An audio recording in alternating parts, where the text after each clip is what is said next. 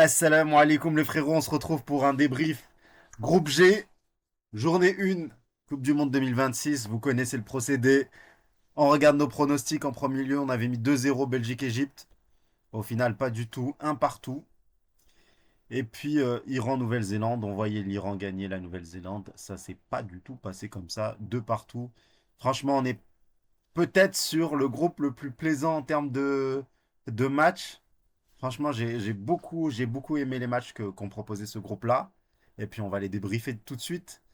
En premier, avec Belgique-Égypte. Alors, que dire de Belgique-Égypte? Tellement surpris par les Égyptiens. Les Égyptiens qui sont venus en 4-2-3-1. 4-2-3-1 également pour les Belges. Moi, je m'attendais à des Égyptiens en mode Cannes, c'est-à-dire tous derrière, équipe détestable, beaucoup de fautes, 100% efficace à tirer un but. Genre vraiment, l'Égypte, quoi. Tu sais, les bancs qui se mêlent, qui cherchent l'autre banc pour essayer de faire la bagarre de l'animosité. Et d'un point de vue footballistique, c'était ça. Je m'attendais zéro, comme à la CAN. Et là, pas du tout. Je vois une Égypte entreprenante, qui a des occasions, qui se crée du danger, qui est protagoniste. Je me dis, mais c'est vraiment l'Égypte qu'on connaît? Est-ce que c'est l'Égypte qu'on connaît? Et on a vraiment eu un très bon Marmouche, on a eu un très bon Achour. J'aime bien le positionnement de Salah comme ça en 10. Ça permet de débloquer l'aile pour Zico. Bon, même si Zico a été mauvais, peut-être voir s'il n'y a pas possibilité de le remplacer. Mais les premières minutes, on voit que c'est très très équilibré. Et limite, elles sont à l'avantage des Égyptiens. Mais là, les Belges, je me suis dit, oula, comment ça se fait que le circuit avec Doku ne passe pas?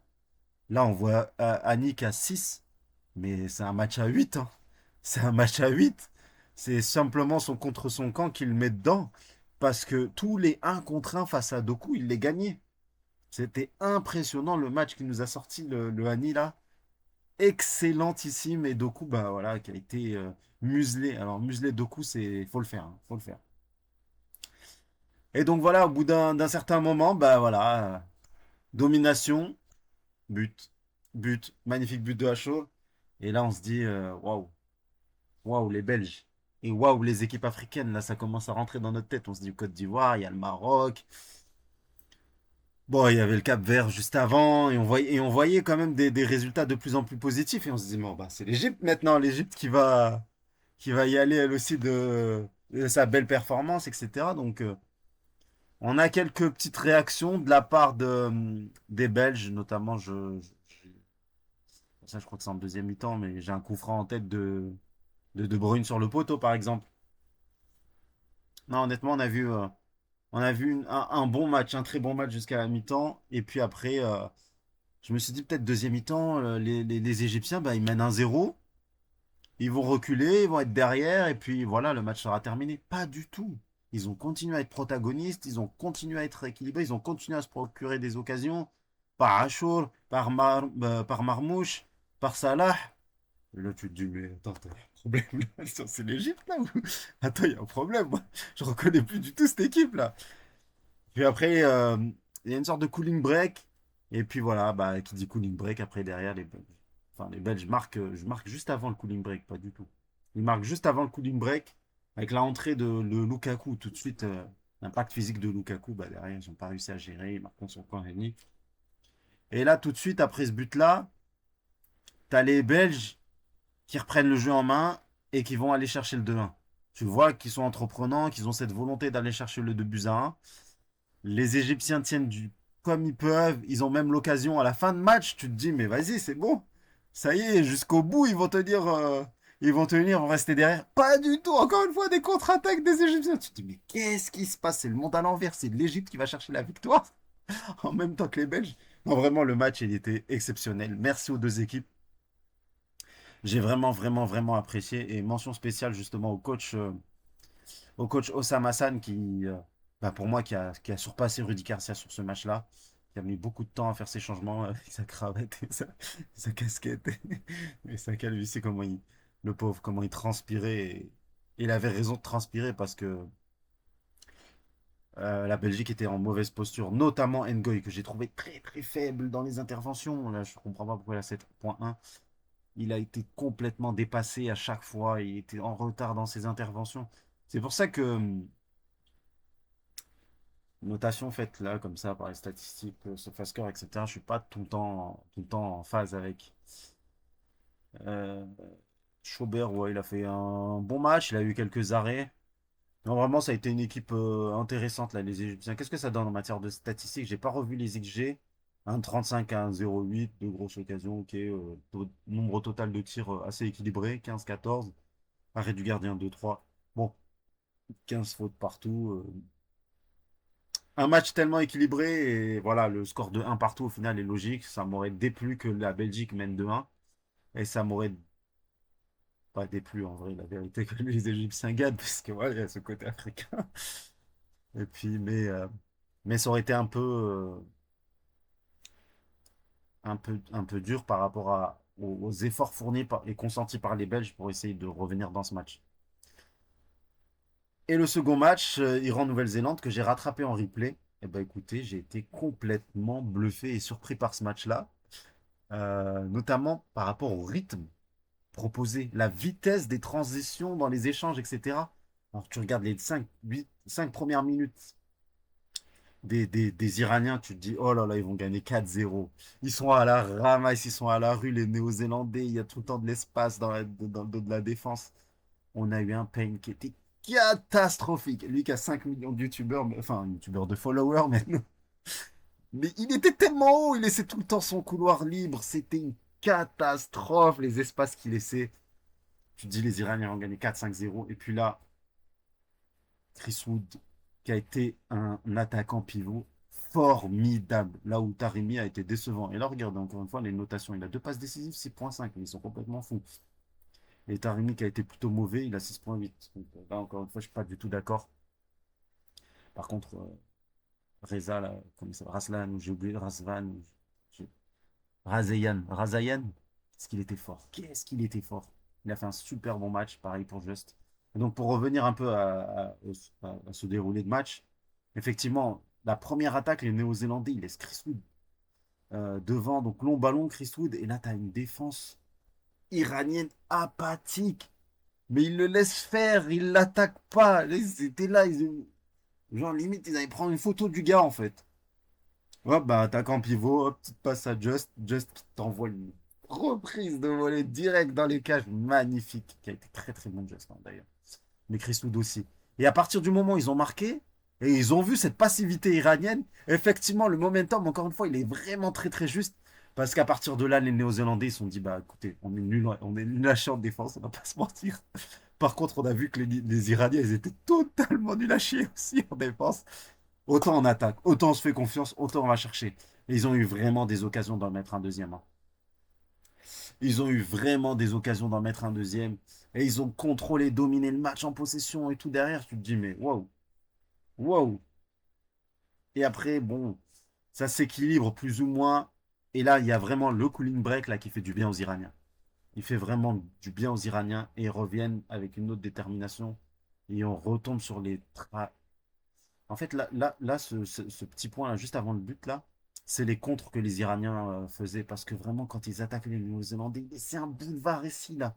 Surtout là, dans le dos de Payne. Mais vraiment, Payne, il a fait un match cadavérique. Hein. Il y avait tout le temps des espaces, mais les placements de chacun, c'était nul. Que ce soit d'un point de vue iranien ou d'un point de vue néo-zélandais, la défense était catastrophique. Hein. Les Égyptiens, ils vont se régaler, les Belges vont se régaler. Ça, c'est sûr. Et donc, bon, pour revenir au match, les Iraniens reviennent mieux avec le ballon et puis finissent par marquer un but, bah, justement, par Reza Yen.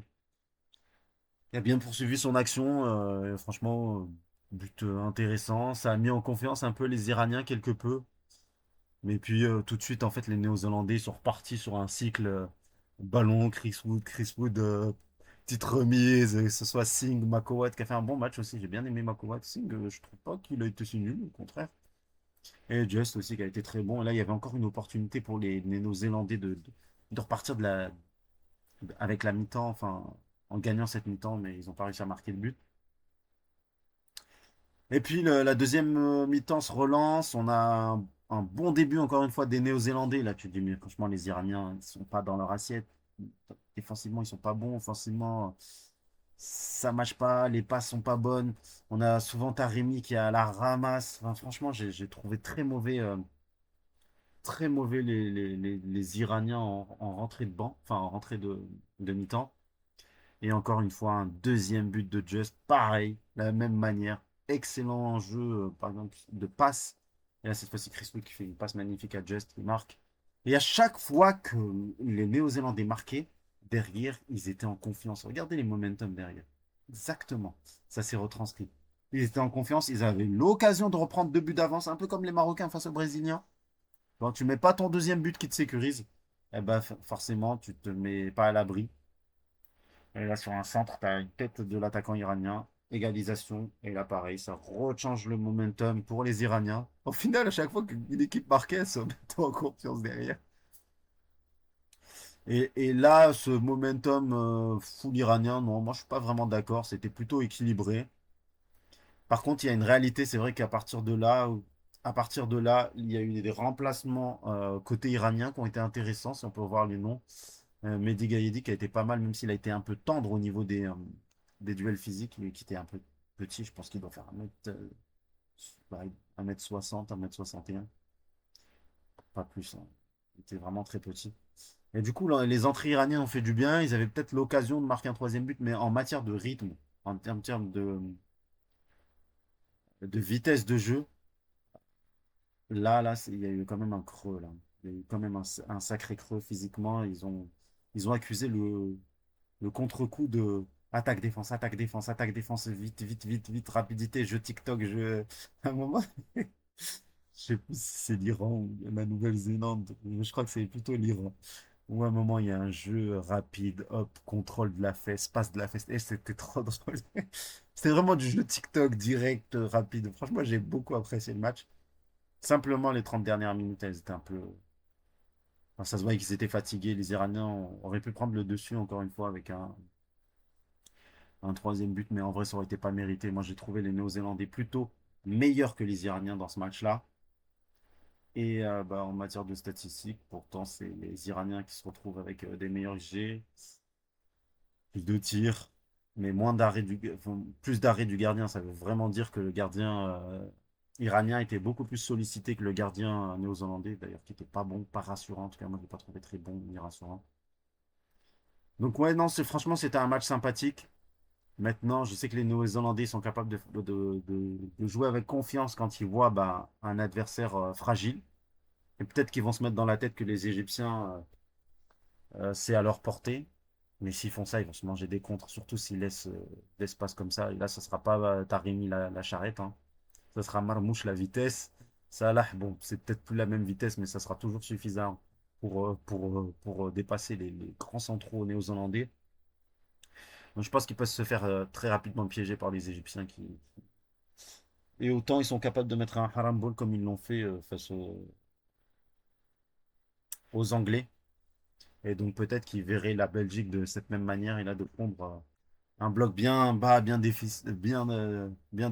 Mais honnêtement, en matière de marquage, d'anticipation, de sens du placement, ils sont pas bons les Néo-Zélandais. Ils sont pas bons et c'est encore pire côté iranien. C'est une catastrophe, surtout la défense centrale.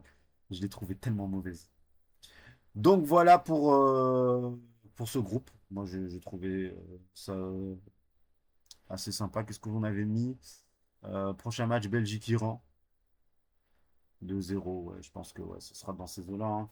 Et Nouvelle-Zélande-Égypte, je pense qu'il y aura beaucoup plus de buts dans ce match-là. Je pense que je me suis trompé dans ça. Je pense que les Égyptiens ont marqué plus de buts. Peut-être les Néo-Zélandais vont s'en sortir avec un but. Mais je pense que les Égyptiens, ils en marqueront deux ou trois. Je me suis un peu planté sur ça. Donc voilà les amis, on se redit à la prochaine. Le prochain c'est le groupe de l'équipe de France. On a aussi le groupe de l'Algérie. Donc ça va être vraiment des groupes sympas. Sachant que l'équipe de France, moi je me suis énervé à la première mi-temps, mais bon, à la deuxième mi-temps, ça s'est mieux passé. Mais la première mi-temps, j'ai envoyé des vocaux à des potes sur Jules Koundé. Jules Koundé m'a fait serrer. Mais je vous réserve ça pour le groupe de l'équipe de France. Allez, salam alaikum.